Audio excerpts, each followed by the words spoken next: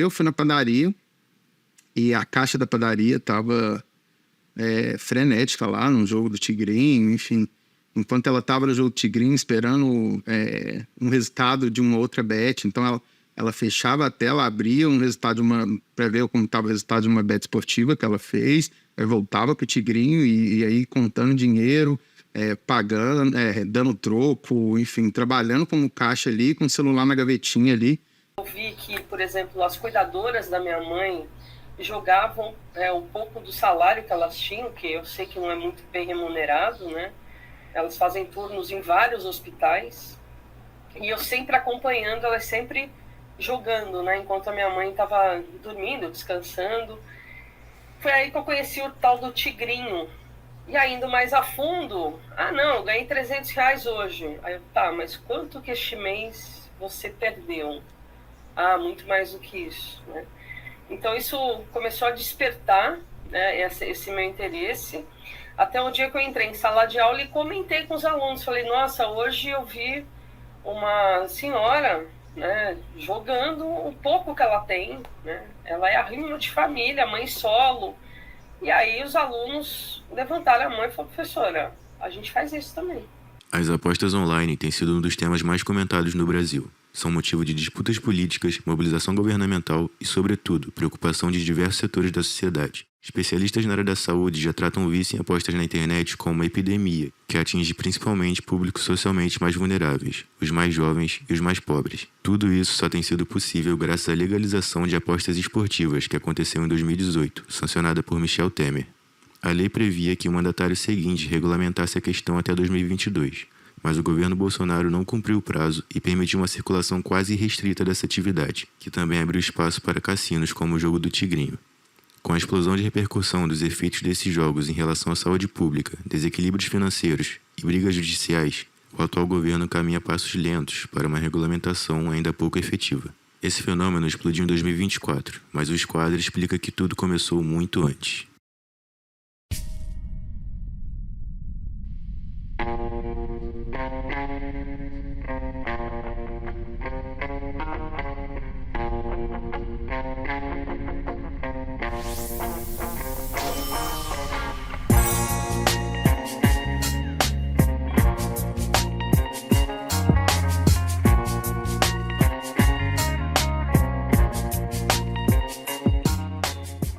Jogos de azar são uma prática muito antiga, né? No Brasil, né? Enfim, no mundo, né? De uma maneira geral, né? Jogos recreativos, jogos de azar, né? São bastante antigos. O que naturalmente foi mudando, né? O que mudou significativamente, né? Nesses últimos tempos foi o meio. E a pessoa que está com o celular na mão, ela está no meio da sua sala. E a família inteira acha que ela está fazendo qualquer outra coisa. Olhando no Instagram, TikTok, escrevendo uma mensagem no WhatsApp, e não. O Brasil acompanhou, na verdade, um movimento que é internacional em relação aos jogos digitais, né? O que o Brasil não acompanhou até o momento são as boas práticas de controle desse tipo de atividade econômica. A gente tem campeonato brasileiro com nome de bet, todas as camisas dos grandes times com nome de bet, ou seja, já estava tudo dominado e a gente nem percebeu, né? E agora é juntar os cacos e ver o que a população consegue recobrar por conta disso. Eu já tinha observado que os jovens estão muito focados em apostas, de que as pessoas estão apostando, e você começa a perceber que essas marcas estão apoiando grandes times. Então você sabe que quando isso acontece, muito dinheiro está sendo envolvido, porque a publicidade, ela é a válvula motriz do capitalismo, né? Cara, tudo agora é bet, né? Todos os name rights agora estão sendo bet, todos os patrocínios estão sendo bet, o mercado está sendo... O mercado central de Belo Horizonte, o mercadão é bet, tudo é bet, né? E isso é uma coisa que foi chamando atenção cada vez mais, principalmente para olhar como que operava isso cerebralmente. Hoje eu estava conversando com uma professora da Faculdade de Psicologia, que a gente dá aula. Ela é diretora do CAPES, aqui em Santos. E ela falou que ela atende uma moça, está com R$15 mil de dívida. E ela está com questões mentais muito sérias. né? E por conta disso, o start foi isso. Ela nunca teve problema mental, ela nunca teve ansiedade, toque, nada disso. E que isso surgiu com a questão das dívidas, né? Uma dívida que, para o trabalhador, é impagável. Né? De todos os dados, né, todas as pesquisas feitas, a gente percebe dois públicos muito vulneráveis à aposta. Os mais jovens, que até biologicamente não têm o cérebro totalmente formado, e também as pessoas de classe mais baixa, as mais pobres. O reforço para o Deal Green, né, o reforço para o sucesso ali é muito presente. As festas que se fazem na tela quando você ganha, né, os barulhos, essa jornada, ela desperta muito interesse ali do usuário, principalmente que a pessoa ela tem muito mais, né, ela é muito mais ativada no medo de perder a oportunidade de ganhar do que, de fato, ali raciocinar sobre o que ela vai ter de perda efetiva. O que a publicidade faz? Ela constrói um ambiente mágico, né? Para que você acredite que aquilo vai mudar o seu cenário. Então, você vê que esse público, ele imagina que ao apostar, ele vai ficar rico, sem esforço. Pessoas de classe mais baixa que têm uma vida difícil, onde juntar dinheiro é difícil, muitas vezes não conseguem nem pagar as contas básicas, né? Então, essa possibilidade da magia, né, de que é fácil ganhar, atrai muito esse público. O jogo, né, a compulsão pelo jogo, pelas apostas, ele não discrimina condições socioeconômicas, não é? Há dependentes de jogo que são pobres, dependentes de jogos que são de classe média e alguns ricos até. Mas o que é diferente é o impacto que esse vício tem na vida dessas pessoas. Tem a declaração de uma mulher que ligou para uma das bets e pediu para bloquear o CPF do marido. Porque o marido estava viciado e ele pegava o salário dele e gastava antes de pagar as contas, né? Você vê que alguém já trocou as compras do supermercado por uma aposta. E a aposta não foi feita para ninguém ganhar. Né? Probabilidade, eu sou estatística, né? Eu sei disso. A probabilidade de você ganhar é mínima, né? Sempre quem vai ganhar é a Bet. Ela que vai ganhar milhões com dinheiro que não traz impostos para o Brasil, né?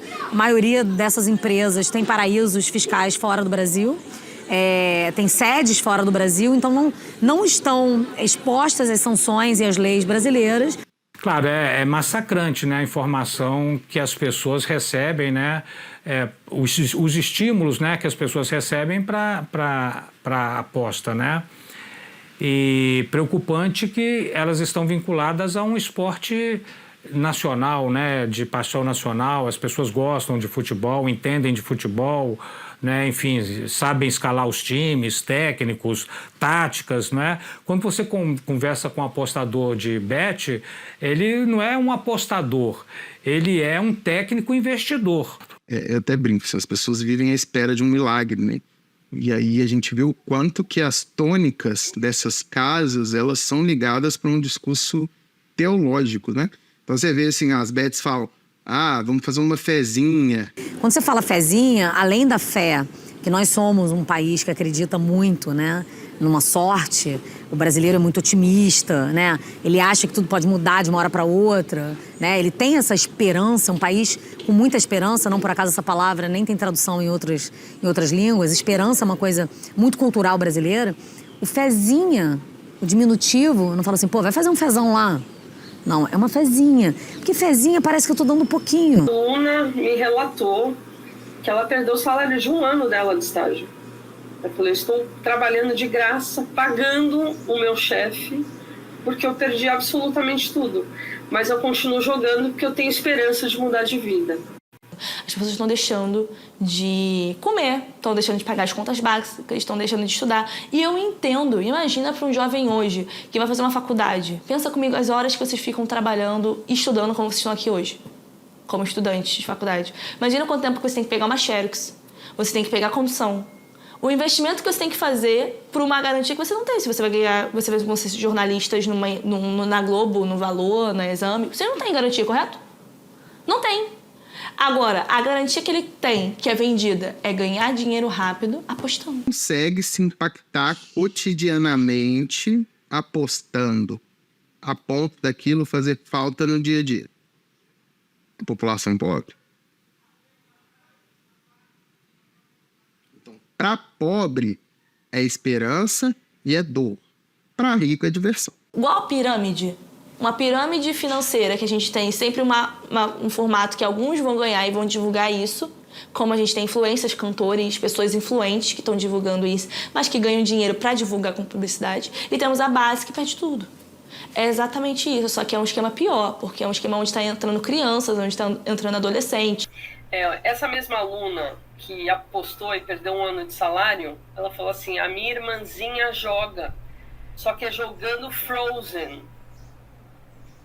Então, assim, o joguinho, o próprio tigrinho, né? Ele já é infantilizado. Pra quê? Pra falar, não, o tigrinho não vai fazer mal. É um tigrinho, né? Ele é fofinho. Passa a tarde, passa a noite. Você tem crianças, adolescentes que estão assistindo essas propagandas, não é? Sem qualquer tipo de censura ou filtro. Esse empresário que falou pra mim, que não era empresário, mas que é a pessoa que trabalha no Tigrinho, né, que, enfim, vende aí, aceita essas propostas, falou que eles pagam 50%, aí eles colocam uma meta de entrar 3 mil pessoas. Entrando 3 mil pessoas, aí ele chega e recebe o restante do valor.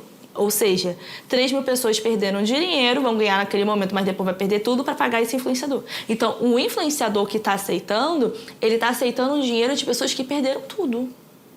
Das pessoas que perderam tudo. E aí eu fico parando para pensar, por que eu não aceitei? Eu não conseguiria dormir à noite, jamais, vendo o meu dinheiro de comprar uma casa, um carro, comprar mais casas para minha mãe, transformar a vida da minha família, sendo que esse dinheiro para mim é sujo. Veja bem, há um capital inicial, né, que as casas esportivas têm de depositar para pegarem as licenças, né? Seguramente muito desse dinheiro é dinheiro ilícito, né?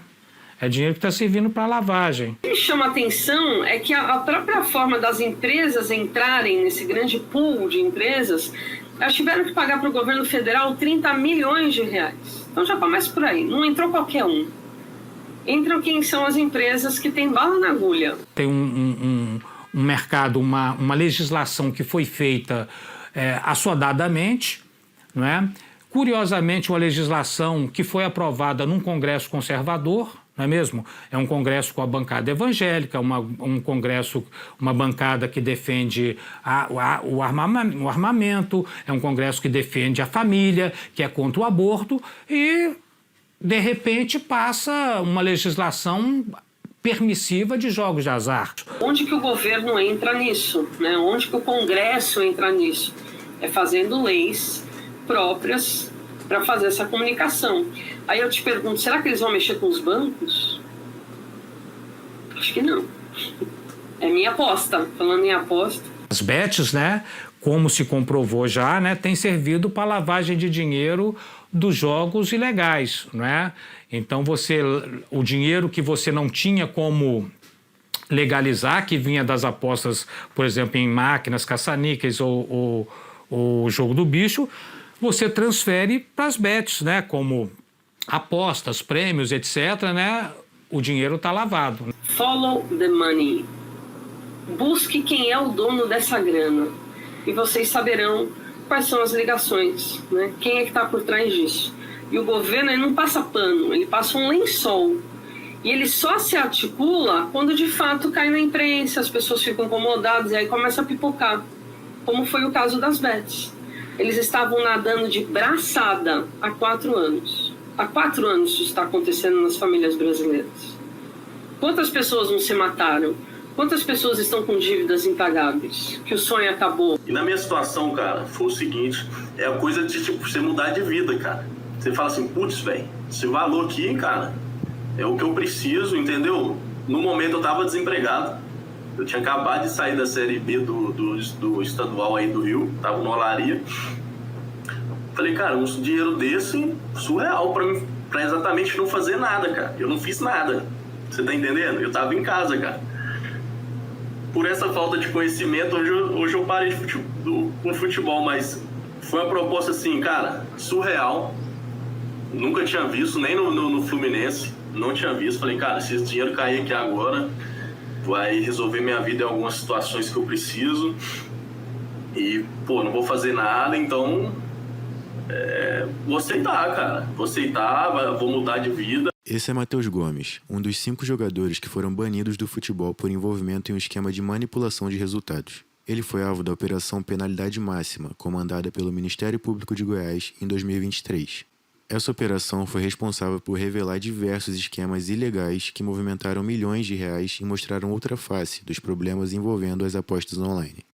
E falou, Matheus, o negócio é o seguinte, cara, a gente precisa aí de atletas que estão jogando Série A ou Série B e para você apresentar pra gente.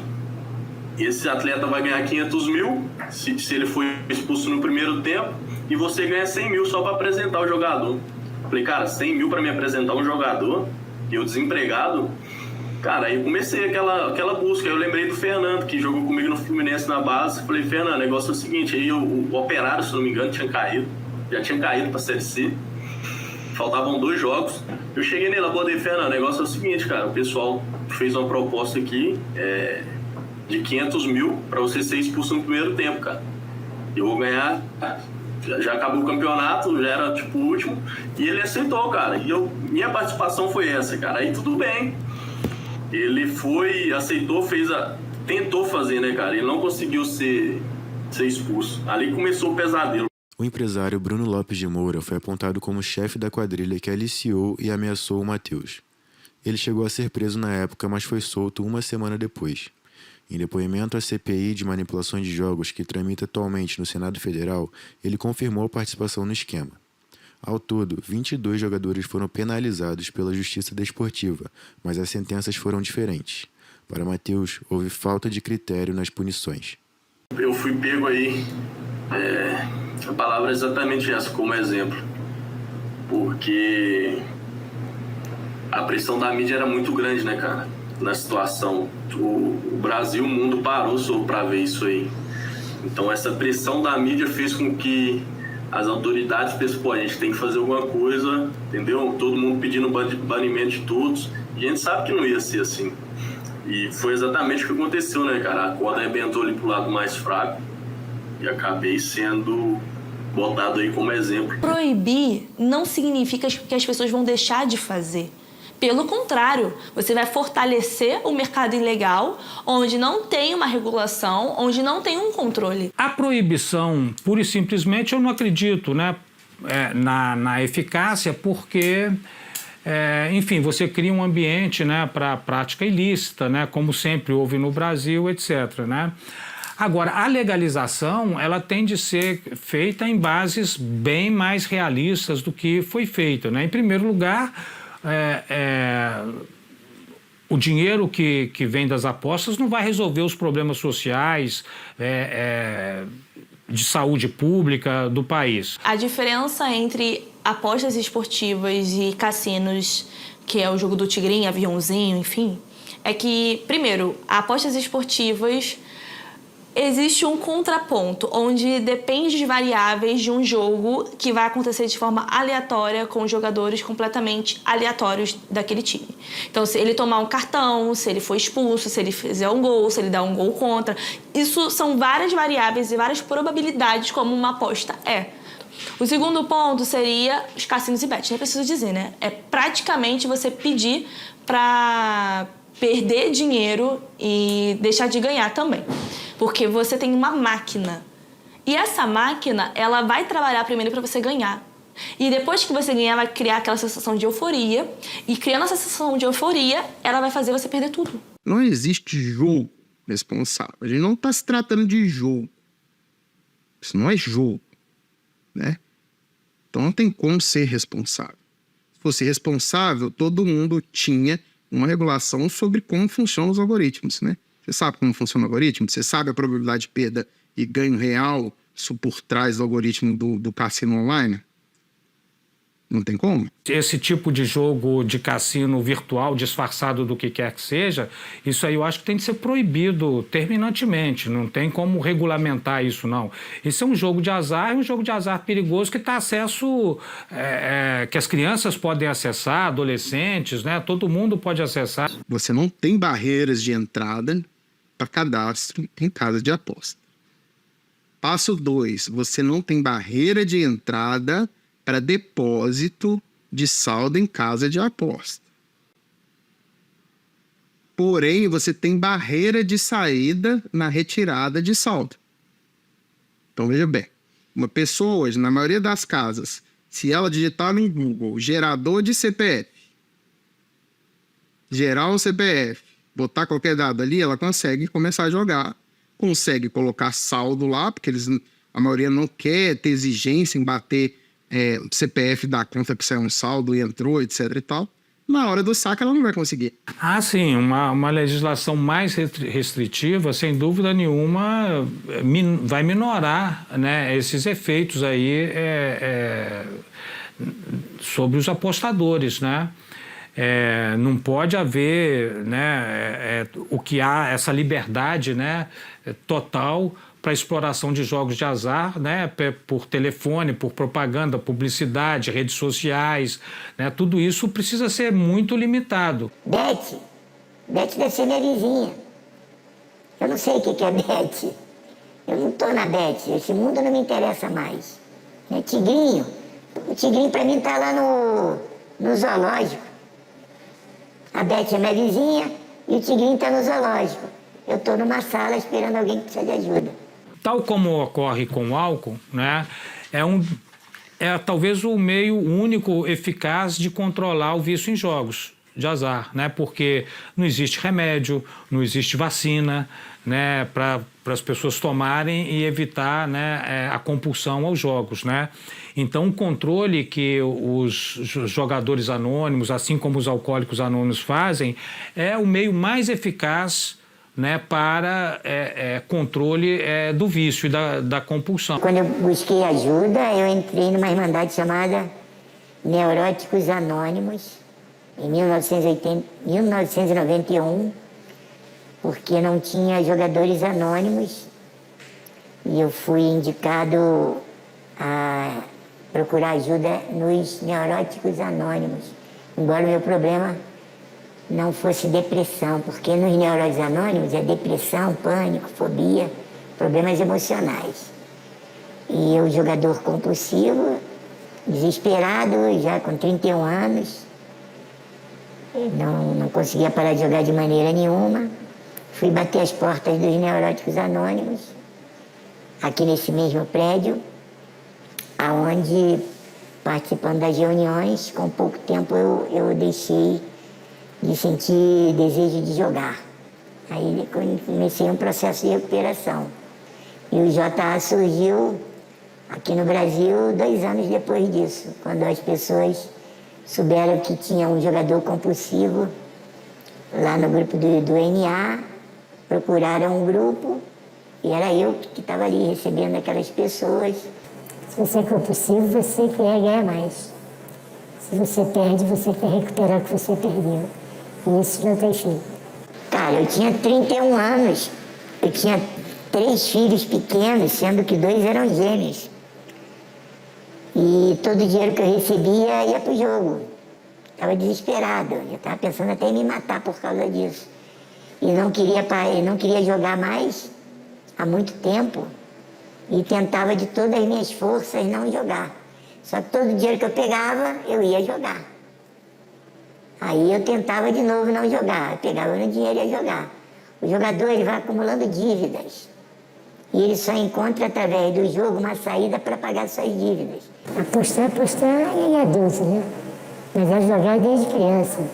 Bolinha de gude, bafo, né? Figurinha. E isso, o jogo me perseguiu a vida toda. Comecei cedo, com uns 6 aninhos. Fui jogar no bicho e ganhei. Aí fui fisgado já criança, achando que eu ia ganhar, ficar rico depois. Só que criança não joga porque não tem dinheiro. Mas depois eu comecei a trabalhar, aí aquela lembrança lá da primeira aposta ganha, né? Talvez de alguma forma ficou gravado. Aí eu fui jogando. Trabalhando, jogando e me enrolando. Tinha um tio que era bicheiro. Irmão da minha mãe, era bicheiro lá no Espírito Santo. Meu pai era muito chegado ao poker. Minha mãe jogava no bicho com a minha empregada dela. Aí, vai aguçando, né? Mas a minha especialidade sempre foi jogo de bicho. O bicho que me atraiu. Toda doença tem negação. Você fala se ele é alcoólatra, ele vai dizer que não. Ele pode estar num processo. Geralmente, o gajisca está até jogado na rua, ele vai dizer que não é alcoólatra, tem controle. Aonde é o fundo do poço de cada um? Cada um tem um fundo do poço. Tem gente que tem um fundo do poço mais raso, perdeu um dinheiro, perdeu um trabalho. Tem outros que vão perder casamento, perder imóvel, até chegar ao ponto de perder a própria vida. Depende do fundo do poço de cada um. Na verdade, eu não reconheci. Eu só reconheci quando eu tive pensamentos destrutivos, né? Quando eu pensei em me matar. Mas eu não cheguei a tentar. Eu fiquei com essa tentativa na cabeça, saí para realmente me matar, mas não concretizei. Meu fundo do poço foi depois que vários fundos do poço, né? Mas por aí é quando eu ia para casa, queria ir para casa e meu jogo e minhas pernas estavam me levando para o jogo. Depois, quando eu perdi todo o dinheiro e menti em casa que fui assaltado. Depois, quando eu não tinha mais desculpa de ser assaltado. Eu acho muito triste, né? Apesar de que a gente não se envolve com o jogo. Nós, jogadores, nós não temos absolutamente nada contra o jogo. Nós é que não podemos jogar. Mas eu acho muito triste o que está acontecendo, né? Essa barbaridade aí de... Eu diria que vai ser pior que a pandemia. No último mês, só no número principal, 1.400, quase 1.500 pedidos de ajuda que chegaram. No momento que eu estou falando contigo aí, possivelmente já chegou aí umas 5, 10 mensagens de pedidos de ajuda, entendeu? E é de todo canto do Brasil, dos lugares mais remotos, ok? Socorro em diversas versões. Se a pessoa está numa situação de jogos patológicos, ligada à casa de apostas, cassino online, etc., gente, primeira coisa, não tenha vergonha de pedir ajuda, seja profissional, seja para o amigo, seja para o companheiro, para a companheira, não tenha vergonha. Nós estamos falando de algo que diz respeito à saúde. Eu tenho acompanhado, vejo alguns vídeos sobre esse assunto, tem tomado uma proporção muito grande, né, cara? Pessoas aí tirando a própria vida, se endividando, e eu acho que o maior problema dessas pessoas é não chegar em alguém e poder contar, sabe? Poder contar e pedir ajuda. Acho que a pessoa fica naquele ciclo vicioso, tipo, perdi, vou tentar recuperar, perdi, vou tentar recuperar, e fica naquilo, né, cara? E acaba que as pessoas vão só se afundando em dívidas e tudo mais e não buscam apoio. E realmente precisa muito desse apoio aí, cara, que é uma psicologia, um psiquiatra, entendeu? A família. Não se sinta culpado nesse momento. Que bom que você conseguiu parar para pensar que você está com esse problema e que você quer resolver. Porque não adianta a gente falar que a pessoa está viciada, ela não entende que ela está viciada, ela acha que não está. Então, ela reconhecer o problema já é importante. O segundo ponto, além de reconhecer o problema, procurar ajuda. E ajuda é psicológica, ajuda financeira. Como está a minha vida financeira hoje e para onde eu quero alcançar? O seu objetivo não tem que ser só ganhar dinheiro rápido e fácil, porque o que vem fácil sempre vai sair fácil.